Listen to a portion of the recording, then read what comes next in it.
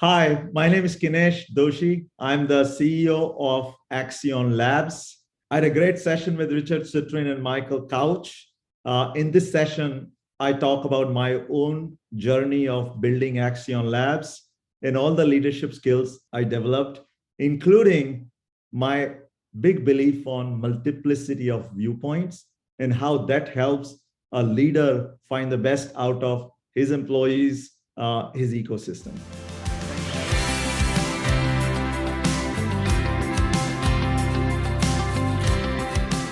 Welcome, and thank you for joining us for another edition of the Leadership Café, where we talk to extraordinary people leading remarkable businesses.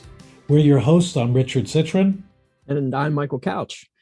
Today, we're very excited to have as our guest Kinesh Doshi, who is the CEO of Accionlabs. Did I pronounce that correctly? That is right. Cool. Good. Well, thank you for joining us. It's great to have you. Thank you. Thanks for having me. Yeah, so we're sitting here after having a freezing night in Pittsburgh, and you're sitting in sunny Orlando. We understand, huh? So we're a little jealous. I spent 15 years in Pittsburgh, so I had two of my children there, and I'm excited about Pittsburgh. Absolutely. Marvelous. Well, Kinesh, can you tell us a little bit about yourself and your business? Anything you'd like to share with our listeners to get us started? Absolutely. So I'm a software programmer by training, and I'm a native of India. I grew up in Delhi, did my undergrad in electrical, grad school in electronics engineering, and then ended up of course, doing a lot of software work since then.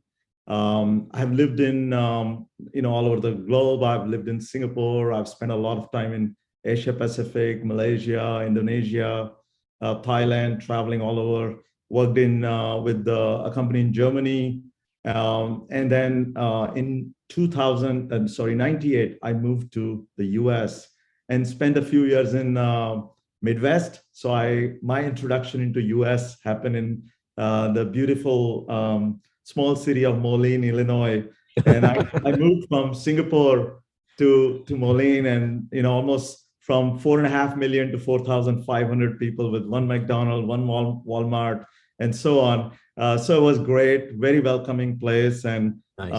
And then I moved to Pittsburgh, spent 15 years there, and last 6-7 years I've been here in Orlando. Yeah, and tell us about the Accionlabs. So what do you focus on there? Absolutely. So my background as a software programmer, and I became an architect and so on. So I've kind of risen through the ranks. One of the things I did is I worked with a lot of high-tech companies, which they're known as tech companies in the industry today. So I worked a lot of software and tech companies, and I realized that the needs of a tech company are a lot different from a lot of other organizations. And that was sort of a space that I spent almost 15 years before starting Accion. And one of my ex-CEOs had become a venture capitalist when he sold his business. He actually took the company public, and he became a VC, and he constantly reached out to me saying, why don't you start your own company? And it was funny. I was very nervous. I didn't want to start a company. So eventually he said, give me your bank account number. And he wired me $1 million. And I was, instead of excited, I was nervous next morning. So I went to Pennsylvania Department of Commerce website next morning and set up a company. So I call myself an accidental entrepreneur and not really and so we do a lot of M&A, and when I acquire businesses, I tell them that, look, you are the real entrepreneur, I'm the accidental one.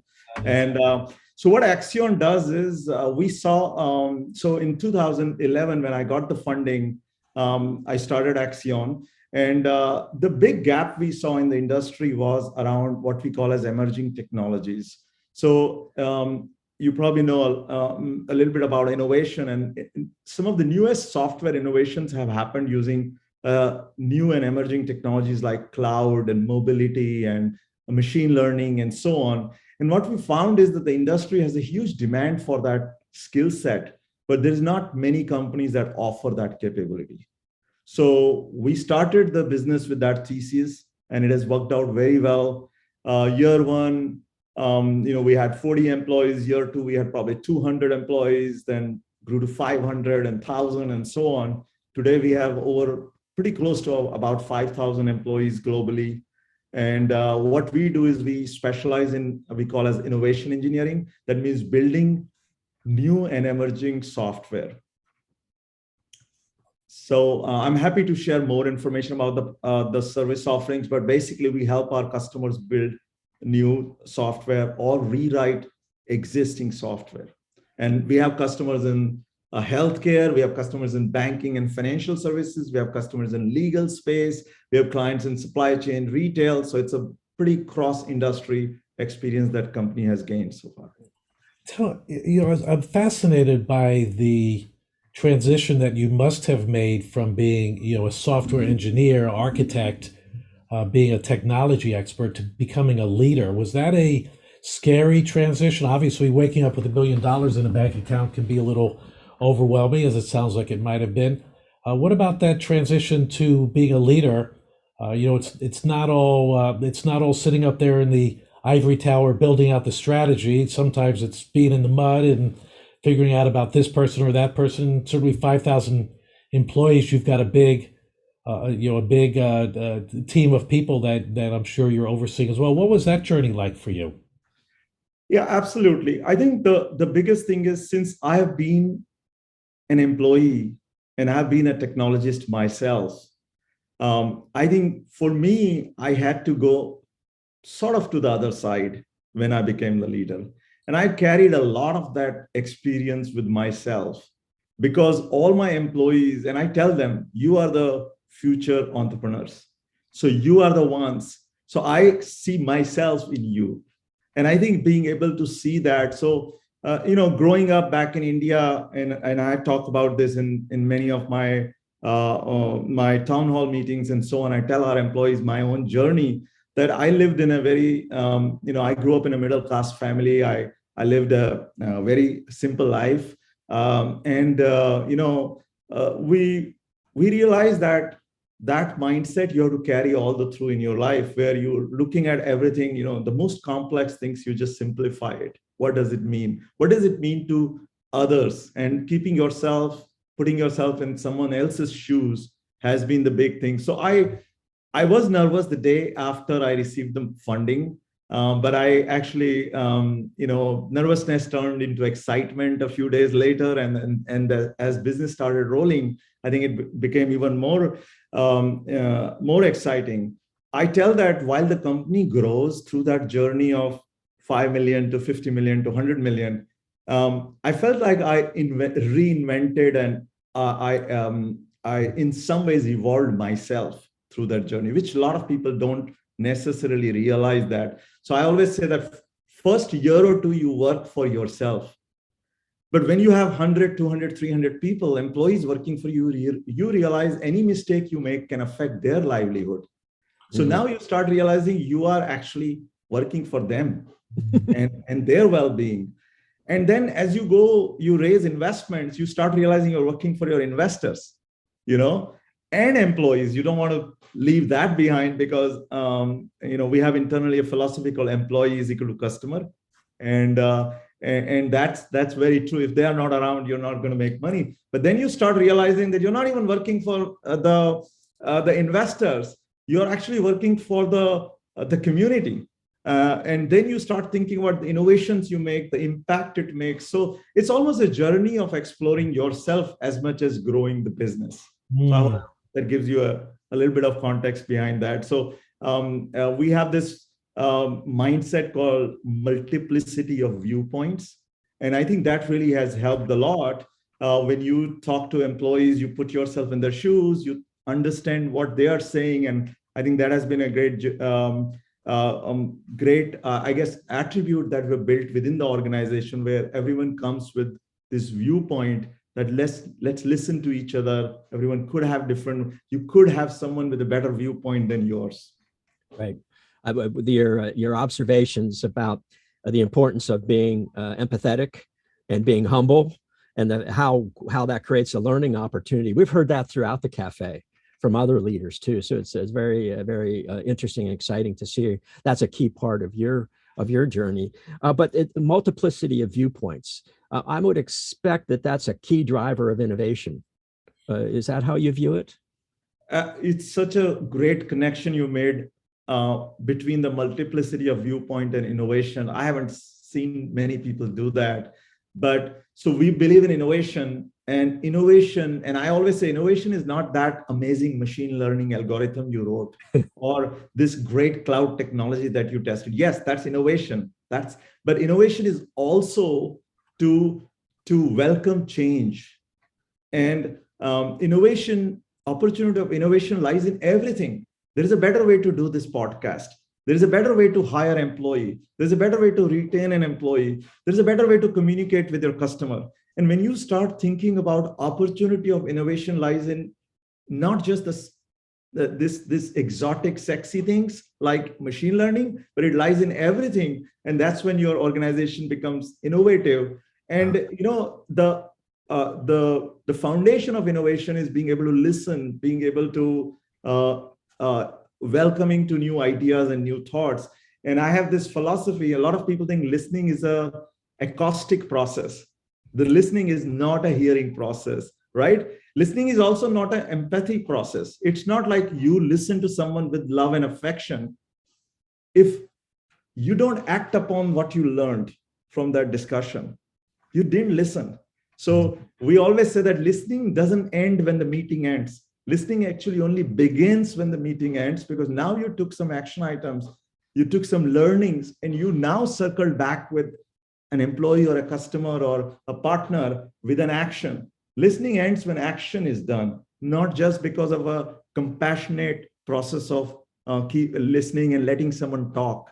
So it's just a multiplicity of viewpoint transcends into your ability to listen, transcends into your ability to innovate, and so on. So thank you for making that connection, Michael.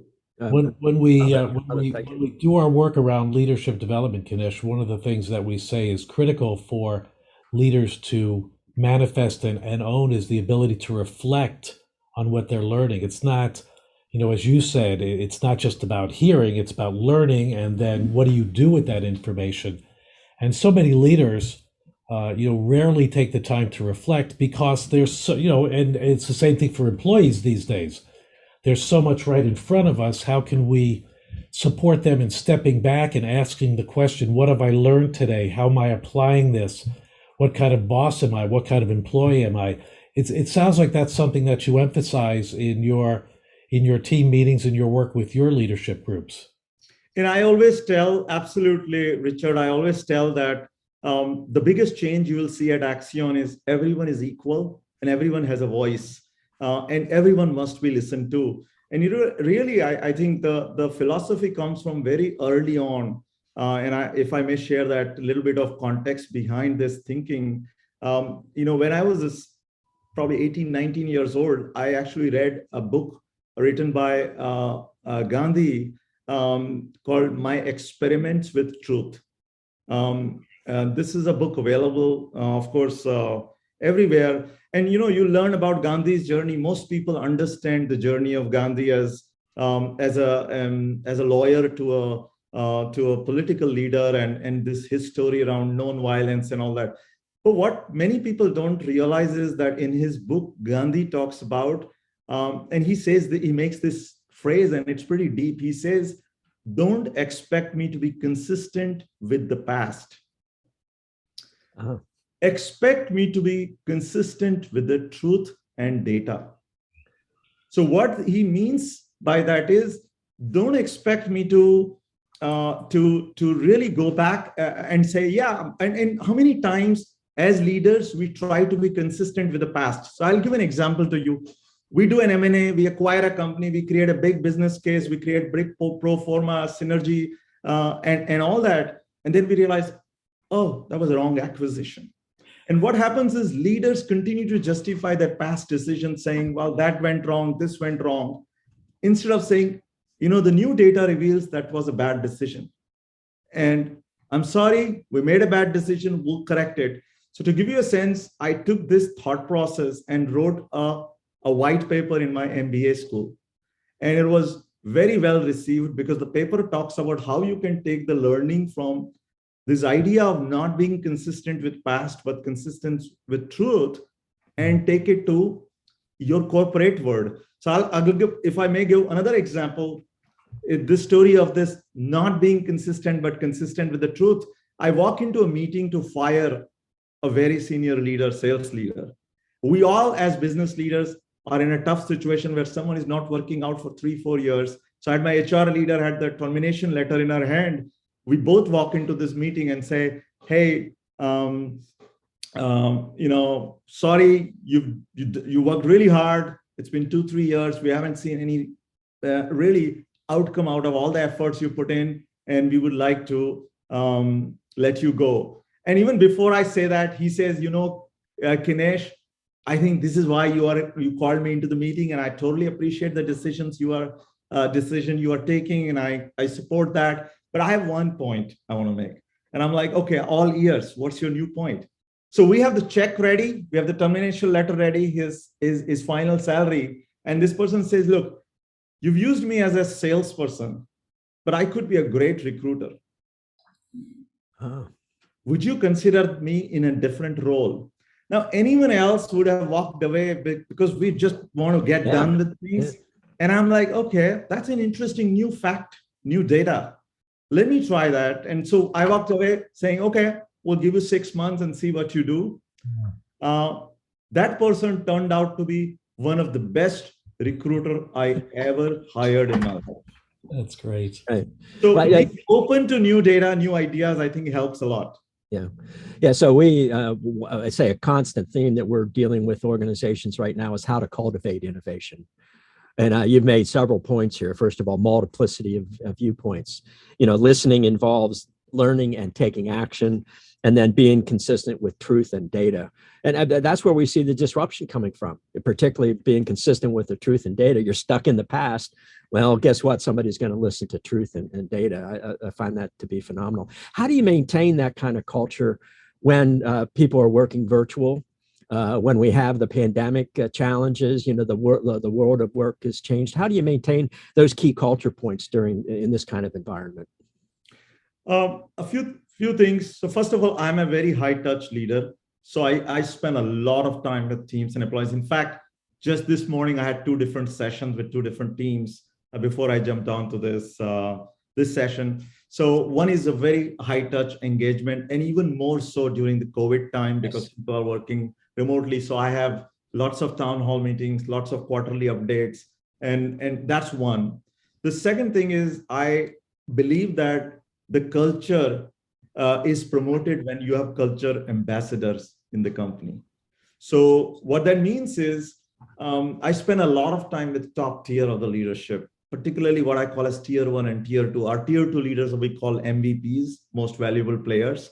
So I have a 2-tiered leadership structure, and I believe that the only way the culture will be promulgated and it will go out there is I have these people promoting that. So I do a bi-weekly with our top leaders and at least a quarterly with all our MVPs. And I think that's just a huge, and we do an annual leadership summit and innovation summit each year. Of course, we couldn't do it over the COVID time, but we do that where we get all our about 250 to 300 top leaders together in a common place, and we do a lot of physical interactions with them. So these are some of the more touch-related approaches that we do. We recently hired a chief people officer, so she has been putting a lot of some of these cultures in a framework. So we have our own internal leadership video. We have our values and goals and mission statement, very well documented. And then an interesting thing we do is we don't talk about a value. So one of our value is innovation. So to give you an example, but we don't really talk about just as a value. And we have an acronym called THRIVE, which, a total ownership and so on. So we have like a full structure there. But for each of that point, we tell a story. Because employees don't connect with a banner. A lot of companies print all these banners and they go out there, Thrive means this. But what we do is we actually tell a story. Here in 2018, we had a customer and this happened. And this is an example of total ownership. And then we give an example of innovation everywhere. So, when you talk about a story, I think it connects with people. So those are some of the ways we kind of Excellent. create the culture. Well, we've worked with a research colleague that we've tracked culture through the pandemic. And we're finding that culture does suffer eventually. And it's because organizations are not doing the things that you've talked about, being very intentional about culture, and don't just make it a poster on the wall, but accelerate the opportunities. We call them culture carriers. But I like your idea of the MVPs, the culture ambassadors. You can't do it by yourself, and it's got to be done and exhibited in behavior. And that's the other cool thing about your stories. That's behavior that we did as an organization, and it reinforces and sustains culture at a time when it's very difficult to do. Very impressive. Great. Thank you. One other thing, if I may quickly add to that, is that, a lot of people think culture in East is different from West. And they try to have this mindset that, okay, this works in East and this was, and we stereotype ourselves and, our organization. But I'm a big believer in universal culture, because we are all Facebook citizens today. We're connected. I mean, there are as many people watching Steelers game back in, let's say, Malaysia or Indonesia, as I know we're all excited about the football. But see, the point is that the culture transcends the geographical boundaries. You're right. And so, when we think about work-life harmony, and I don't use the word work-life balance. And so when we think about work-life harmony, that doesn't mean that, people from, let's say, India will work harder and more hours than people in the US. So we try to create a very unified culture across the organization. Yeah. And that's what our research is finding too, is organization culture is organization culture. And there's things that might look a little bit different, but the drivers of performance out of culture are very much the same. People are people, and they have the same drives and desires and feelings and needs. Kinesh, one of the questions as we begin to wrap up here that we've been asking people is that, the last couple of years have been pretty tough for people, and most folks within organizations and personally have thought about what the pandemic and the post-pandemic life has done to them. We like to turn that around a little bit and ask about what the pandemic and this post-pandemic life has done for you and for your organization. What do you see as kind of the gifts of the pandemic? No, that's great. That's a great question, actually, because every time when we go into a conversation, we talk about challenges caused by pandemic, and a lot of personal loss has occurred and so on. I think from our organization's perspective, a lot of things have happened. We have been able to, first of all, there is a lot of recognition in the industry about digital transformation. So from a business perspective, it has been a huge boon for us, because companies, there has been some research that says the pandemic accelerated the demand for transformation by 5 years. So whatever was going to happen in 2027 is happening right now. So that is a great benefit to us, companies like ours, where we are doing innovation, we are doing emerging tech, and companies want to invest in that. So that's from a business perspective that has occurred. If you really look at from talent perspective, it also has enabled global acquisition of talent. Because people are remote, companies have started welcoming the idea of talent that doesn't necessarily have to be like, our Pittsburgh talent is working for our customers in California, which 2 years back, they were not that open to distributed talent and so on. So I think we are able to tap talent in other geos. We ourselves are hiring people in Latin America, in Argentina, Colombia, and Mexico, Romania. So we're able to actually tap into a global pool of resources. So that has really helped also in terms of really easing out the supply chain issue in our business. The third thing that we are able to do is we're able to actually create teams that are a little bit more self-functioning. When you walk into an office and you see a boss every day, you become a little bit dependent on that boss. But when employees are working, largely from home, they have to create an initiative. They have to be self-driven. So it's amazing. You are seeing a lot of employees who are quiet, a bit passive, in their pre-pandemic days. They are active, they're able to communicate, and so on. So I think that's the third benefit I see. Of course, there is a work-life harmony aspect, which runs both ways. We have seen employees not quite happy working from home. There are employees who desperately want to come back to office, and we've opened up our offices and so on. But I do believe that there's an element of that. People have found spiritual peace over the last 2 years. People have realized the value of personal life and family and so on. We've been doing motivational sessions every Friday. In fact, we did a session today where we talk about so one of the spiritual topic, or again, really helps our employees kind of find that balance and so on. So I think people have made the best of it. I've spent more time with my son teaching him calculus, and employees have found ways to learn new skills and all that. So there are other benefits I'm sure you've heard. Yes, wonderful. That's great. Well, Kinesh Doshi, CEO of Accionlabs, thank you so much for joining us. This has been a wonderful conversation.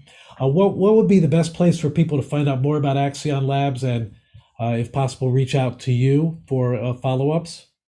Absolutely. So our website is www.accionlabs.com. So you can get more information on the website. There's a lot of content there. It's all searchable. So find good info. My contact info is also, every leader's contact info is on our website. I'm available on LinkedIn. I check my messages every day. So anyone can reach out to me directly on my LinkedIn as well. Great. Thank you. Well, I'm going to make sure I connect with you on LinkedIn for sure. As a thank you, Ganesh, we want to send you a copy of our book, The Strategy-Driven Leadership, that Mike and I co-authored last year. We're proud of it. And I think a lot of the things that you talked about, you'll see in the book as well. So that'll be great. We want to remind people that we release these podcasts every 2 weeks on Thursdays. You can find it at your favorite podcast location, whether that's Spotify or Apple Podcasts. So it'll also be posted on our social media and websites as well. We want to also thank our producer, director, and technology guru, Chad Barr of the Chad Barr Digital Empire Group. Chad does a great job for us in our podcast management. So we are so grateful to have you, Kinesh, to join us. And I'm Richard Citron. I'm Michael Couch, and we look forward to connecting with everybody on the next episode of Leadership Café.